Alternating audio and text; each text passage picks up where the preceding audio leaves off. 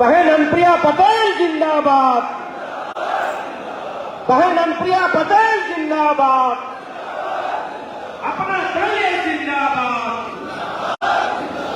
Doctor Sonelal Patel अमर रहे, doctor Sonelal Patel अमर रहे, बाबा साहब अंबेडकर अमर रहे, सरदार वल्लभ भाई पटेल अमर रहे। माननीय राष्ट्रीय अध्यक्ष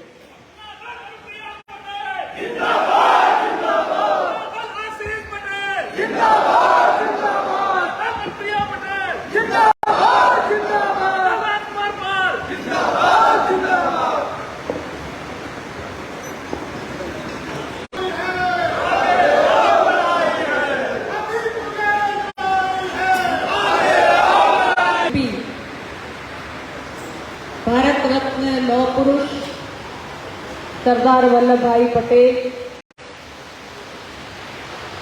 संविधान शिल्पी बाबा साहब अंबेडकर, आरक्षण के जनक छत्रपति शाहू जी महाराज, शिक्षा के जनक महात्मा ज्योतिबा फूले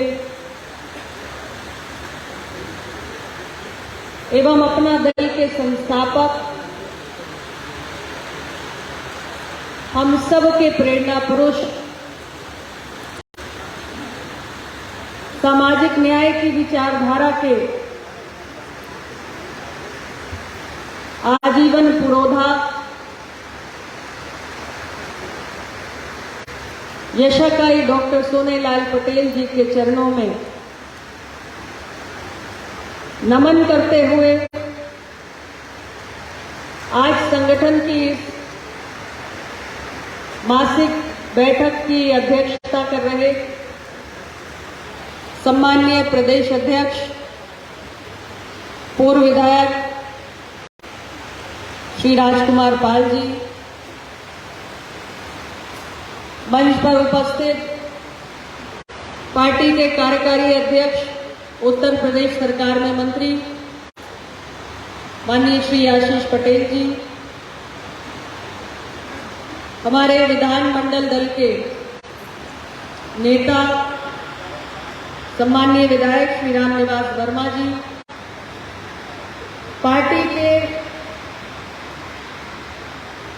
वरिष्ठ राष्ट्रीय पदाधिकारी साथी श्री जवाहरलाल पटेल जी, श्री राजेंद्र प्रसाद पाल जी, श्री राम प्रगट पटेल जी, श्री अवध नरेश वर्मा जी, पूर्व विधायक डॉक्टर जमुना सरोज जी, श्री आरवी सिंह जी, पूर्व सांसद श्री नागेंद्र प्रताप जी, श्री रमाशंकर पटेल जी, श्री मुन्नर प्रजापति जी, श्री करुणा शंकर पटेल, श्री राजेश बुलबुल, श्री माता बदल तिवारी, श्री गिरजेश पटेल, श्री विनोद गंगवार, श्री सत्य प्रकाश पुरी, श्री राम नयन पटेल, और आज जिनका जन्मदिन है श्री ओपी कटियार, श्री कौशल सिंह पटेल, श्री पप्पू माली, श्री राकेश यादव,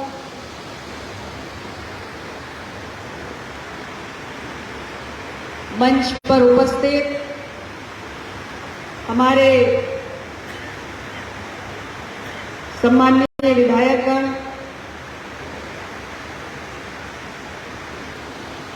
श्री जय कुमार जैकी जी, श्री जीतलाल पटेल जी, डॉक्टर आर के पटेल जी, डॉक्टर सुनील पटेल जी और हमारे नवनिर्वाचित विधायक श्री शफीक अहमद अंसारी जी, सामने बैठे हुए सभी हमारे पार्टी के कार्यकर्तागण जो इस प्रदेश के कोने कोने से और विभिन्न जनपदों से चलकर आज इस महत्वपूर्ण बैठक में प्रतिभाग करने के लिए यहां पर उपस्थित हुए हैं। सभी का इस मंच से मैं स्वागत करती हूँ, अभिनंदन करती हूँ, आभार व्यक्त करती हूँ कि आप सब हमेशा की तरह पूर्ण उत्साह के साथ, ऊर्जा के साथ, अपनी निष्ठा और समर्पण भाव के साथ आज के इस कार्यक्रम में प्रतिभाग कर रहे हैं। साथियों, आज से कुछ दिन पहले हमारी पार्टी ने एक और महत्वपूर्ण उपलब्धि अर्जित की। प्रदेश भर के कार्यकर्ता इस उपलब्धि के अर्जन के लिए अथक परिश्रम में लगे रहे। उत्तर प्रदेश में नगर निकाय चुनाव के साथ साथ 2 विधानसभाओं के उपचुनाव भी पिछले दिनों हुए और दोनों सीटों पर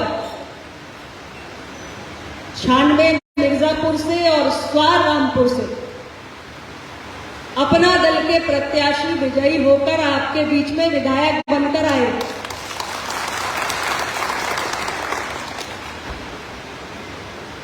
उनका अभिनंदन भी प्रदेश कार्यालय में हुआ और अपने 2 नवनिर्वाचित विधायकों को देखकर हमारे कार्यकर्ताओं के अंदर खुशी के साथ साथ नए उत्साह, नई ऊर्जा का भी संचार हुआ, क्योंकि सबकी मेहनत सफल हुई और हमारे सभी कार्यकर्ताओं ने, चाहे स्वार में चाहे 96 में, हमारे जो भी कार्यकर्ता पदाधिकारी प्रवासी के रूप में पहुंचे,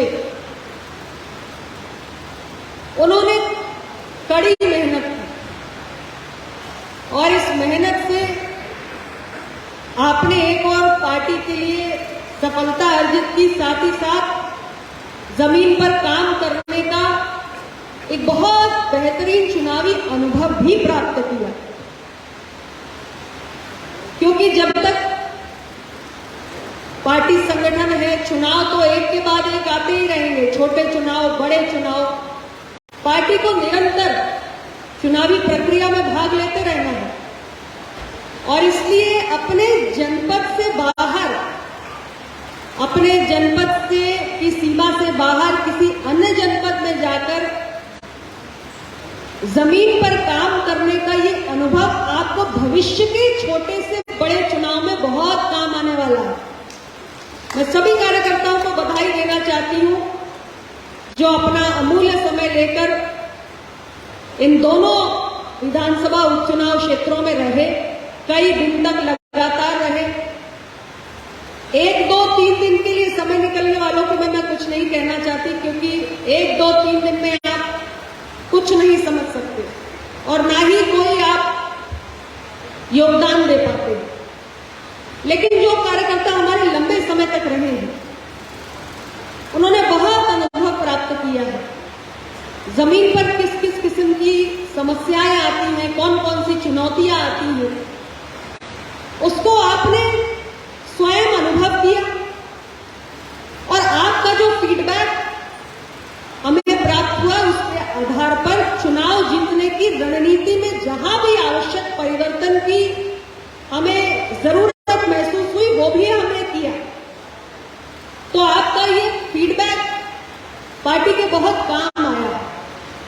आपने तो अनुभव अर्जित किया है, लेकिन पार्टी ने भी इससे बहुत कुछ सीखा है। तो ये भी एक किस्म का प्रयोग था, एक नया प्रयोग था जो इस बार संगठन ने किया और आगे आने वाले चुनाव में इस किस्म के प्रयोग और नए अंदाज में, नए स्वरूप में किए जाते रहेंगे। मैं अपने नवनिर्वाचित विधायकों का तो अभिनंदन करती हूँ, साथ में नगर पंचायत से हमारे जो कार्यकर्ता विजयी हुए हैं, उनका भी मैं बहुत बहुत अभिनंदन करना चाहती हूँ। इस अभिनंदन समारोह के उपरांत पार्टी की राष्ट्रीय कार्यकारिणी की बैठक हुई और जितने भी हमारे राष्ट्रीय पदाधिकारी हैं, उन सभी ने संगठन को आगे कैसे धार दी जाए, इस संबंध में अपने विचार साझा किए। उन सारे विचारों का हमने मंथन किया। बहुत सारे हमारे पदाधिकारियों के जो लाभदायक सुझाव आए, वो माननीय मंत्री जी ने आपके समक्ष रखे थे, लेकिन जितने सुझाव उन्होंने आपसे साझा किए, उससे कहीं ज्यादा संख्या में हमारी इस बैठक में सुझाव आए। और आज जो कार्यक्रमों की रूपरेखा बनाई गई है या जो भी निर्देश संगठन की दृष्टि से आपको दिए गए हैं, राष्ट्रीय कमेटी में पदाधिकारियों के जो सुझाव हमें प्राप्त हुए, उसके आधार पे ये आगे की पूरे कार्यक्रमों की रचना तैयार की गई। और उसमें एक महत्वपूर्ण सुझाव मंडल स्तरीय सम्मेलनों का, जो हमारे बहुत सारे वरिष्ठ पदाधिकारियों की राय थी कि मेरे कार्यक्रम मंडल स्तर पे आयोजित किए जाएं, इसलिए आज 2 मंडल की घोषणा की गई है जहां पर मेरे कार्यक्रम आयोजित किए जाएंगे। इसके अतिरिक्त एक महत्वपूर्ण विषय उन सुझावों में कैडर प्रशिक्षण को लेकर भी था, और उस कैडर प्रशिक्षण के लिए कमेटी के माध्यम से विचार विमर्श के आधार पर कैडर प्रशिक्षण की रूपरेखा खींची जाएगी, और उसके बाद कैडर प्रशिक्षण के जो कार्यक्रम है उसको भी प्रारंभ किया जाएगा। संगठन में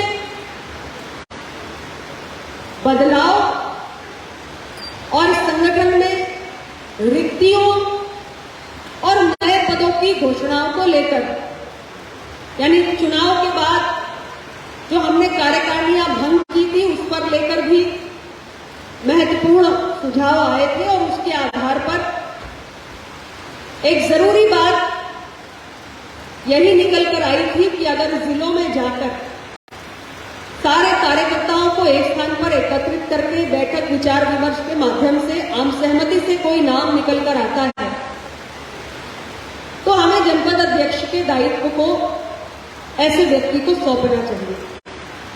इसके लिए माननीय मंत्री जी ने भी कुछ जनपदों में जाने का काम किया, और अभी आपने देखा कि हमारे कई राष्ट्रीय पदाधिकारियों को और सम्मानीय विधायकगण को जो हमारे अन्य मंडल हैं जिसमें अभी घोषणाएं होना शेष है, उनका दायित्व सौंपा गया है। तो एक ऑब्जर्वर की भूमिका में वहां पर जाएंगे, आपके साथ और भी हमारे वरिष्ठ पदाधिकारी रहेंगे, और सभी कार्यकर्ताओं को वहीं पर बुलाकर सबसे विचार विमर्श करके आम सहमति से कुछ नाम चिन्हित करके आप प्रदेश अध्यक्ष जी को प्रेषित करेंगे। उसके उपरांत एक अंतिम नाम को चयनित करके उसकी भी घोषणा की जाएगी। तो इस प्रकार हमारी कोशिश है कि निचले स्तर से संगठन के अंदर एक लोकतांत्रिक व्यवस्था को कायम किया जाए, किसी प्रकार के विवाद की स्थिति ना हो, किसी प्रकार का कोई आक्रोश ना हो, और ऐसे व्यक्ति को जब हम जनपद की बागडोर देंगे या किसी भी अहम पद की जिम्मेदारी देंगे, तो बड़े स्वाभाविक तरीके से सभी कार्यकर्ताओं का सहयोग भी काम करने के लिए मिलेगा। ऐसी अवधारणा के साथ ये सारा प्रयास किया जा रहा है। कुछ हमारे साथियों के नामों की घोषणाएं भी हुई, नई जिम्मेदारियां भी मिली।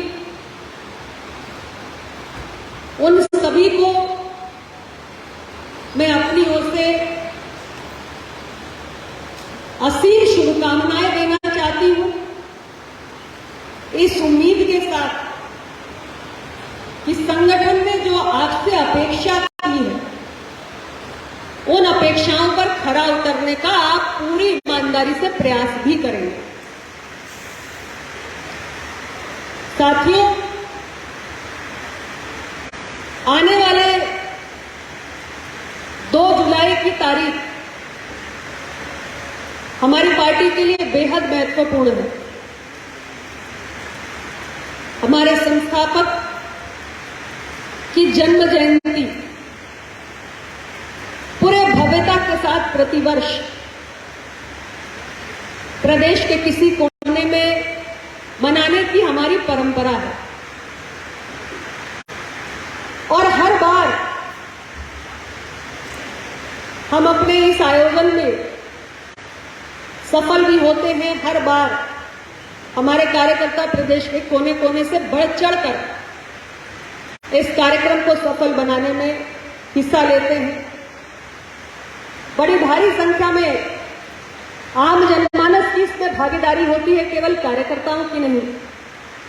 दूर दराज से समर्थक चल के आते हैं। जहां भी डॉक्टर सोनेलाल पटेल जी की जन्म जयंती का कार्यक्रम पार्टी द्वारा आयोजित किया जाता है, क्योंकि डॉक्टर साहब एक व्यक्ति नहीं, एक विचार है और ये ऐसा विचार है जिसको हम सभी अपना दल के सिपाही निरंतर आगे बढ़ाने के लिए प्रयासरत हैं। ये विचार ही है डॉक्टर सोनेलाल पटेल जी के रूप में, जिसने आज अपना दल को इस उत्तर प्रदेश में तीसरे नंबर की पार्टी बनाकर खड़ा कर दिया। ये विचार की ही शक्ति है कि आज हमारी पार्टी 13 विधायकों के साथ खड़ी है और उत्तर प्रदेश के अंदर एक राज्य स्तरीय पार्टी का दर्जा प्राप्त कर चुकी है। डॉक्टर साहब आज हमारे बीच में सशरीर भले ही उपस्थित न हो, लेकिन विचार सदैव जीवित रहता है और यही कारण है कि उनके जाने के बाद भी अपना दल ने निरंतर एक के बाद एक हर चुनाव में उपलब्धियों का ताज पहनने का काम किया और इसमें निरंतर वृद्धि हो रही है। बहुत सारी चुनौतियां हमारे सामने आई। पार्टी संगठन की बढ़ती हुई लोकप्रियता को देखकर बहुत किस्म के आक्रमण भी हुए, जो लाजमी भी है। जैसे जैसे आपकी ताकत बढ़ेगी, आपकी स्वीकार्यता बढ़ेगी, वैसे वैसे आप पर प्रहार भी बढ़ेंगे। ये एक स्वाभाविक प्रक्रिया है और अलग अलग रूपों में प्रहार होते रहते हैं। कभी बाह्य शक्तियों के द्वारा होते हैं तो कभी हमारे बीच का ही कोई अपना खड़ा कर दिया जाता है, किंतु ये सब चलता रहेगा। आपकी ताकत जैसे जैसे और बढ़ेगी और ताकत से ज्यादा मैं कहूंगी कि आपकी जन स्वीकार्यता आने वाले हर चुनाव और समय के साथ जितनी बढ़ेगी, अपना दल पर प्रहार, आक्रमण कभी किसी झूठे आरोप के रूप में या कभी किसी अन्य विषय को उठाकर होता ही रहेगा। कुल मिलाकर लबोलवाब यही है कि आपकी पार्टी की, आपके संगठन की चर्चा किसी न किसी रूप में आगे ही बढ़नी है, क्योंकि आपकी जन स्वीकार्यता बढ़ रही है। मेरे कार्यकर्ताओं से मेरी यही अपेक्षा है कि जब आपकी पार्टी की चर्चाएं बढ़ती हैं तो उन चर्चाओं में आपका अपना योगदान सकारात्मक ढंग से होना चाहिए। आप ही पार्टी का असली मीडिया है, आप ही पार्टी की आवाज है और जिस बेहतर ढंग से स्वयं आप में से एक एक कार्यकर्ता अपने पार्टी द्वारा किए गए सकारात्मक कार्यों को जनता के बीच में रख सकता है, उससे बेहतर कोई मीडिया, कोई अखबार, कोई टीवी चैनल, कोई सोशल मीडिया प्लेटफॉर्म नहीं रख सकता।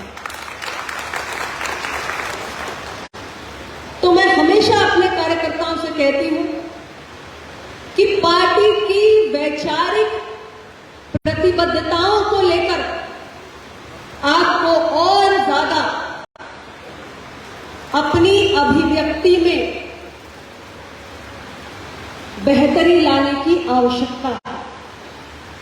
हमारे छोटे से छोटे कार्यकर्ताओं को हमारी पार्टी किन वैचारिक मसलों को लेकर उत्तर प्रदेश की विधानसभा से लेकर देश की संसद तक संघर्ष करती आई है, किन वैचारिक विषयों को उठाती आई है, अलग अलग मौकों पर उनको जानना, उनको पढ़ना, उनको सुनना, उनको समझना और तार्किक ढंग से उन्हें जब भी अपना दल के बारे में चर्चा होती है तो उसे अपने तरीके से सकारात्मक ढंग से प्रस्तुत करना, ये सभी कार्यकर्ताओं को करने की जरूरत है।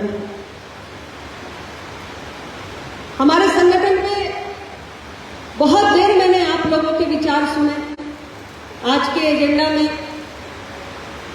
2 जुलाई के कार्यक्रम के साथ साथ आने वाले चुनाव की तैयारी और संगठन के कील काटे दुरुस्त करने पर भी आप लोग अपनी बातें रख रहे थे। एक बात हमें समझने की जरूरत है और ये जो नए साथी जिनको दायित्व मिला है उनको भी मैं कहना चाहती हूं कि केवल बातों से काम नहीं चलता। हम जब तक जमीन पे जाकर काम नहीं करेंगे तब तक संगठन खड़ा नहीं हो सकता। ठहरा हुआ पानी और ठहरा हुआ व्यक्ति केवल सड़न पैदा कर सकता है। यदि आप सब संगठन को आगे बढ़ाना चाहते हैं, यदि आप सब उत्तर प्रदेश के अंदर अपना दल की सत्ता चाहते हैं, यदि आप सब जो आप बार बार कहते हैं ना अनुप्रिया पटेल को मुख्यमंत्री बनाना है, तो आपके इन सपनों का मैं सम्मान करती हूं, लेकिन सपने वो नहीं होते जो हम सोते हुए देखते हैं। सपने वो होते हैं जो हमें सोने नहीं देते हैं। और इसलिए मैं चाहती हूं कि मेरे कार्यकर्ता इस गूढ़ बात को समझें कि अपना दल की सरकार बनानी है, अपना दल को आगे बढ़ाना है, ये ठहरे हुए पानी के स्वभाव से संभव नहीं है। इसके लिए चरैवेती चलते रहना पड़ेगा, बिना रुके, बिना थके। पानी भी जब बहता रहता है तब उसकी निर्मलता बरकरार रहती है और व्यक्ति भी जब चलता रहता है तभी वो उन्नति तरक्की कर पाता है और वो संगठन जिसके कार्यकर्ता चलते रहते हैं वही प्रगति कर पाता है और मजबूत हो पाता है और वही सत्ता को प्राप्त कर पाता है। और इसलिए 2024 तो एक पड़ाव है।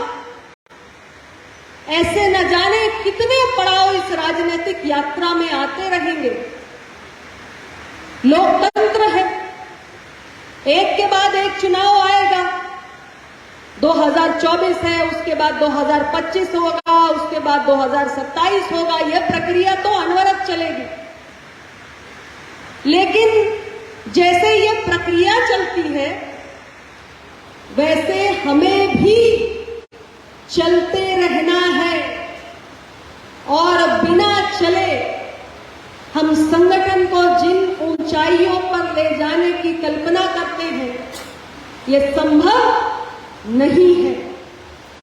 इसलिए आप सबसे मेरा आग्रह है कि आप सब पार्टी की वैचारिक प्रतिबद्धताओं को, पार्टी की विचारधारा को, पार्टी की सोच को आम जनमानस के बीच में चलकर ही पहुंचा सकते हैं। तो इसलिए 2024 नहीं बल्कि हर आने वाले चुनाव के लिए हमें निरंतर चलायमान रहने की आवश्यकता है। और मैं अपने कार्यकर्ताओं से यह भी कहना चाहती हूं कि जब आप जीवन में कुछ बड़ा प्राप्त करना चाहते हैं, जब आपका लक्ष्य बड़ा होता है, तो हमें अपने आचरण में भी परिवर्तन करना पड़ता है। मैंने अपने संगठन में यह आभास किया है कि कुछ नया सीखने की, कुछ नया करने की प्रवृत्ति जितनी होनी चाहिए उतनी नहीं। हमें यदि कोई दायित्व संगठन में मिला है तो हमें यह समझना होगा कि हमारे उस पद से जुड़ी हुई हमारी जिम्मेदारियां क्या हैं। उन जिम्मेदारियों को पूरा करने की समय सीमा भी हमें स्वयं तय करनी है और उस समय सीमा को ध्यान में रखते हुए उन जिम्मेदारियों को पूरा करने में हमारे सामने कौन सी समस्याएं आ रही हैं, इसको चिन्हित करने का काम भी हमें स्वयं करना है। और जो समस्याएं हैं उनका समाधान करने के लिए नए रास्ते खोजने हैं, नए प्रयोग करने हैं। इसके लिए हमें निरंतर कुछ नया सीखते रहने के लिए भी तत्पर रहना पड़ेगा। हमने इतने वर्षों में, आज हमारी जितनी उम्र हो गई, जो कुछ जीवन में सीखा उसके बाद हम कुछ नया नहीं सीखेंगे। यदि हम इस सोच के साथ चलना चाहते हैं तो हम किसी बड़े लक्ष्य को प्राप्त नहीं कर सकते। जीवन में किसी भी सफल संगठन, सफल व्यक्ति का उदाहरण निकाल के देख लीजिए, आप यही पाएंगे कि उन्होंने किसी बड़े लक्ष्य को प्राप्त करने के लिए नए प्रयोग किए हैं और निरंतर कुछ नया सीखने की प्रवृत्ति को विकसित किया है। और नया सीखने के लिए हमारे अंदर ये आदत भी होनी चाहिए कि जो हमसे ज्यादा जानता है, जो हमसे अधिक ज्ञानी है, हमसे अधिक अनुभवी है, हमसे अधिक ऊर्जावान है, हमसे अधिक कुछ नया करने के लिए तत्पर है और जो निरंतर चलता रहता है, ऐसे व्यक्तियों की संगत में रहने की आदत डालनी है। अगर आप ऐसे व्यक्तियों की संगत में रहेंगे जिनका स्वभाव ठहरे हुए पानी जैसा है, तो वो आपको भी ठहरे हुए पानी में तब्दील कर देंगे। किंतु यदि आप ऐसे व्यक्तियों की संगत में रहेंगे जिनका ज्ञान आपसे अधिक है, अनुभव आपसे अधिक है, जिनके अंदर काम करने की क्षमता और उत्साह आपसे अधिक है, तो ऐसे लोग सदैव आपको प्रेरित करते हैं और नया कुछ करने की और अधिक कुछ करने की, अपनी क्षमताओं का अधिक उपयोग करने की। इसलिए मैं सभी कार्यकर्ताओं को कहना चाहती हूं कि कुछ बड़ा प्राप्त करने के लिए आप सबको एक बड़े संगठन के आचरण को भी अपने अंदर उसे अंगीकार करना होगा और ये अपने अंदर निरंतर आपको विकसित करना होगा। ये एक दिन में नहीं हो सकता। किसी भी काम को करने का कोई नया प्रयोग, कोई नया तरीका ये एक दिन में नहीं हो सकता। ये हमें निरंतर अपने आप में सुधार करते रहना पड़ता है, तब जाके संगठन एक नए स्वरूप में और हमारा अपना जो कार्य क्षेत्र है उसमें हम बेहतर काम कर पाते हैं। तो आज के अवसर पे मैं इतना ही कहूंगी कि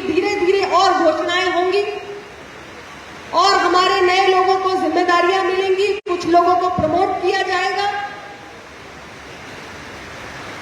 और सभी को, नए सदस्य भी आएंगे, नए साथी शामिल होंगे। हमारे संगठन का आकार कैसे बढ़े और आकार बढ़ने के साथ साथ जो हमारी राजनीतिक ताकत है, जो हमारे चुने हुए जनप्रतिनिधियों की संख्या के संदर्भ में है, उसे बढ़ाने के लिए हम सबको निरंतर प्रयास करते रहना है, चलते रहना है। आप सबने सुना होगा, उद्यमेन ही सिद्ध्यन्ति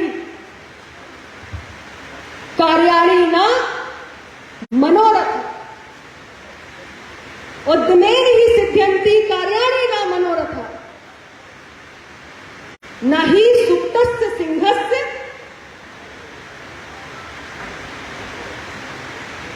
प्रविशन्ति मुखे मृगा। जैसे वो सोते हुए सिंह के मुख में हिरण स्वयं प्रवेश नहीं करता कि मैं आ गया हूं, मुझे अपने भोजन के रूप में स्वीकार कीजिए, उसी प्रकार बिना परिश्रम के, बिना उद्यम के किसी भी कार्य में सफलता प्राप्त नहीं हो सकती। और यदि हमें अपने संगठन को आने वाले समय में सफल करना है तो हम सभी को इस बात को गांठ बांध लेना है कि पद लेने के बाद हम घर पर नहीं बैठेंगे, बल्कि निरंतर चरवेती यानी बिना रुके, बिना थके चलते रहेंगे और संगठन में रोज कुछ नया जोड़ने का काम करते रहेंगे। एक एक बूंद से समुद्र बनता है, तो हम सभी मिलकर अगर अपनी एक एक बूंद का योगदान देते रहेंगे तो निश्चित रूप से अपना दल को एक समुद्र का आकार देने से कोई ताकत रोक नहीं पाएगी। पुनः आप सभी से मेरा यही आग्रह है कि हमारे आने वाले जो भी कार्यक्रम हैं उनके लिए आपको आवश्यक दिशा निर्देश पार्टी कार्यालय से प्राप्त हो जाएंगे। 2 जुलाई के कार्यक्रम को हम हमेशा की तरह सफल बनाएं। सभी जिलों से आम जनमानस का, हमारे समर्थकों का, कार्यकर्ताओं का, शुभचिंतकों को, अपना दल के चाहने वालों का बड़ी संख्या में उस दिन लखनऊ में आगमन हो। ये सभी हम सब मिलकर अपने अपने जिले की कार्यकारिणी में चर्चा करके इसकी रूपरेखा तैयार कराएं और इस कार्यक्रम को सफल बनाएं। साथ ही जो संगठन के दायित्व हमें दिए जा रहे हैं उसके प्रति भी हम सभी तत्पर रह के कार्य करें। आप सबका पुनः बहुत बहुत धन्यवाद, आभार, नमो बुद्धाय।